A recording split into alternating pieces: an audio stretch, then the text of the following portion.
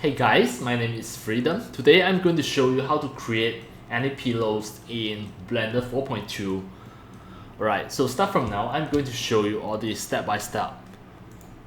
I'm going to just start a fresh new Blender project and I'm going to just press A and delete everything. Next, just add a random cube. Go to the modifier, just add subdivision surface. And then the level viewport, change it to 2 or 3. Right. Next, go to the edit mode. Then select the face. Hold the shift, select another one. Extend it. Next, just loop cut the center. Here. Alright, next, just go to select the face, back to the selection, top and the bottom both selected, and here just make it down in this way.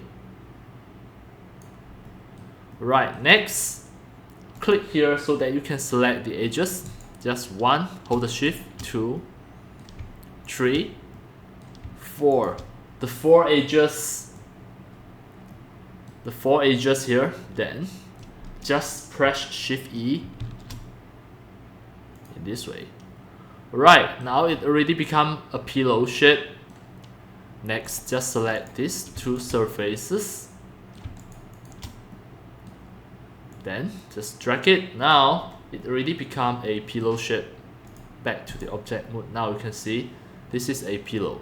If you want to increase the thickness, you can just back to the edit mode and just select these two surfaces. Just make it up. Then you can change the thickness of the pillow, and it is really easy.